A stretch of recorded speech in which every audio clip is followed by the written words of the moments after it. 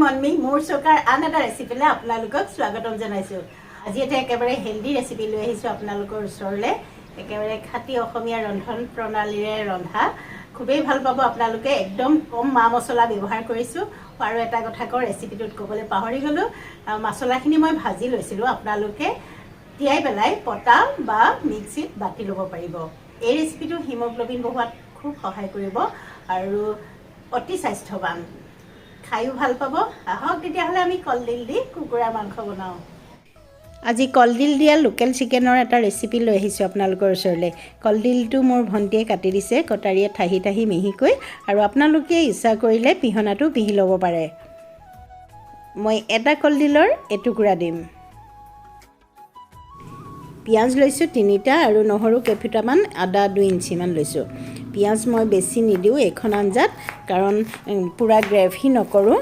যিটো আমাৰ আগৰ মাহঁতে বনাইছিলে, আইতাহঁতে বনাইছিলে, তেনেকৈ বনাম জোলখন।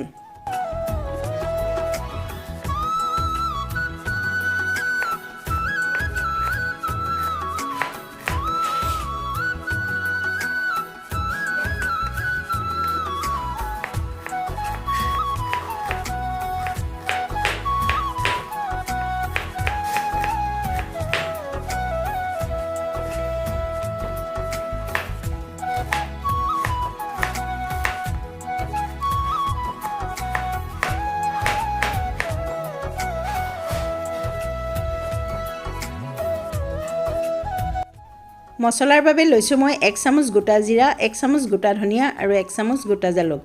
এইখিনি মই কম জুইত ভাজি ল'ম, খুব ৰঙচুৱা হোৱাকৈ নাভাজোঁ। আৰু 3টা জলকীয়া দিছোঁ। এইখিনি মোৰ ভাজি প্ৰায় হৈছে সম পৰিমাণৰ। আৰু অলপ মছলা মোৰ ভাজি থোৱাই আছিলে, বটলত ভৰাই থৈছিলোঁ।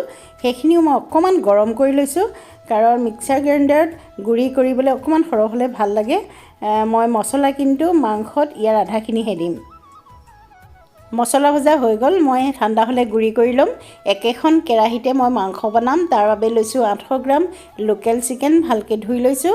আৰু আধা চামুচ হালধি, আধা চামুচ নিমখ দিছোঁ। নিমখ আকৌ পিছত মই দিম। আৰু অকণমান ৰিফাইন তেল দি পেলাই মই মাংসখিনি মেৰিনেট কৰি ল'ম। আচলতে অলপ দেৰি থ'লে ভাল হয়, কিন্তু মই এতিয়া লগে লগেই বনাম। ভালকৈ মোহাৰি সানি ল'লোঁ। আদা নহৰুখিনি অকণমান মই থেতালি লৈছোঁ। আপোনালোকে পটাটো থেতালিব পাৰে বা খুন্দনাটো খুন্দি ল'ব পাৰে। আচলতে পেষ্ট নবনাওঁ, বেছি ষ্ট্ৰং ফ্লেভাৰ হ'ব। এনেকৈ খুন্দি ল'লে এই আঞ্জাখন খাই ভাল লাগে। মই ভিডিঅ'টো দীঘল কৰা নাই, বৰ চুটিকৈ দেখুৱাইছোঁ। আদা নহৰু খুন্দা এয়া হৈ গ'ল।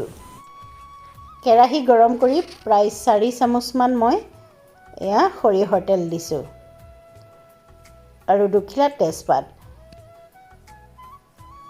অকণমান লৰাই লৈছোঁ। আৰু এতিয়া মই কুটি থোৱা পিঁয়াজখিনি দি দিছোঁ। পিঁয়াজখিনি মই অকণমান ৰঙচুৱাকৈ ভাজিম। প্ৰথমতে পিঁয়াজখিনি মই ভাজি লৈছোঁ, তাৰপিছত আদা নহৰু খুন্দাখিনি দি দিম।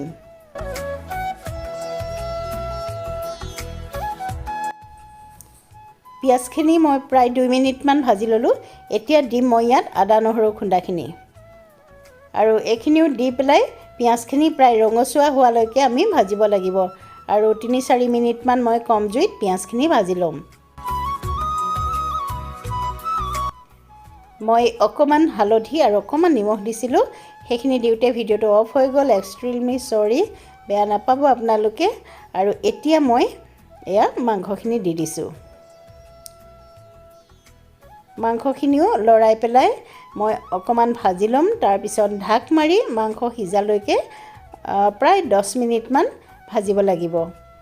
গুড়ি কৰি থোৱা মছলা দিছোঁ 1 চামুচ। মই আৰু এবাৰ মছলা দিম, সেইকাৰণে প্ৰথমবাৰ মই অলপমান কমাই দিছোঁ। প্ৰায় 7-8 মিনিটমান মই মাংসখিনি এনেকৈ ঢাক মাৰি পেলাই ভাজিম। 7 মিনিট হৈ গ'ল। আৰু এতিয়া মই মাংসখিনি লৰাইছোঁ। চাওক 50% মাংস সিজিছেই। এতিয়া মই এয়া কলডিলখিনি যে কাটি থৈছোঁ, তাত মই অকণমান আলু দিছিলোঁ এফালমান, আৰু সেইখিনি দি দিছোঁ। কলডিলখিনি কিন্তু খুব মিহিকৈ কাটিব বা পিহি ল'ব। আৰু এয়া চাওক ভালকৈ লৰাই মই কম জুইত আকৌ প্ৰায় 7-8 মিনিটমান ভাজিম।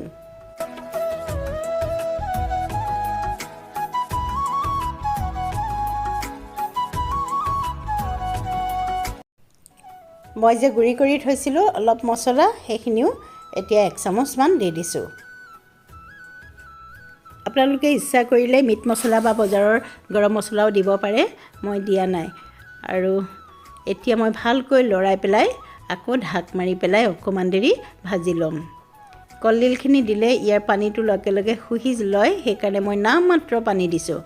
প্ৰায় 2 চামুচমানহে পানী দিছোঁ আৰু এতিয়া ঢাক মাৰি থৈ দিম।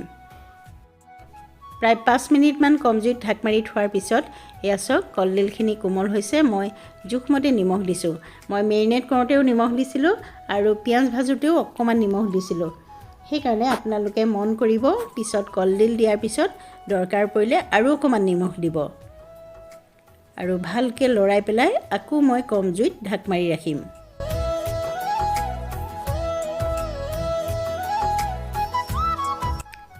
প্ৰায় 5 মিনিটমান হৈ গ'ল। কলডিলখিনি ধুনীয়া কোমল হৈছে আৰু মাংসৰ পানীখিনিও শুকাই গৈছে, কলডিলৰ পানীও শুকাই গৈছে। এতিয়া আমি মাংসত পানী দিব পৰা হৈ গ'লোঁ।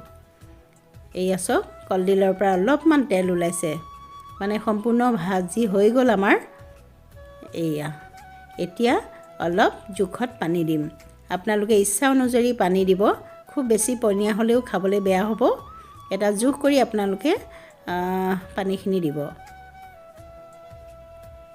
এয়া লৰাই লৈছোঁ আৰু এতিয়া মই লং, ইলাচি আৰু ডালচেনি অকণমান গুড়ি কৰি ৰাখিম। মাংস হোৱাৰ পিছত সেয়া গৰম মছলা মই ব্যৱহাৰ কৰিম। এয়া আৰু 5 মিনিট উতলোৱাৰ পিছত মাংস হৈ গ'ল আৰু ইয়াতকৈ মই জুলীয়া নকৰোঁ, গেছ অফ কৰি দিলোঁ। এয়া গৰম মছলা অকণমান দি দিছোঁ। আপোনালোকে আৰু জ্বলা খাওঁ বুলি ক'লে জলকীয়াও ব্যৱহাৰ কৰিব পাৰিব, মই দিয়া নাই। এতিয়া ভালকৈ লৰাই পেলাই মই অকণমান সময় ঢাক মাৰি ৰাখিম, যাতে মছলাৰ গোন্ধটো গোটেই চিকেনখিনিত সোমাই যায়। প্ৰায় 2 মিনিট হৈ গ'ল। এতিয়া মই ভাতৰ লগত গৰমে গৰমে পৰিৱেশন কৰিম। ৰেচিপিটো কেনেকুৱা পালে জনাবলৈ নাপাহৰিব। আচলতে এনেকৈ প্ৰত্যেক ঘৰতে খায়েই। মইনো কেনেকৈ বনালোঁ আপোনালোকৰ লগত শ্বেয়াৰ কৰিলোঁ। আৰু যদি ৰেচিপিটো ভাল পালে লাইক কৰিব, কমেণ্ট কৰিব আৰু বন্ধুবৰ্গৰ লগত শ্বেয়াৰ কৰিব। যিসকল নতুন দৰ্শক মোৰ চেনেল চাই আছে, আপোনালোকে যেন মোৰ চেনেলটো ছাবস্ক্ৰাইব কৰি লয়।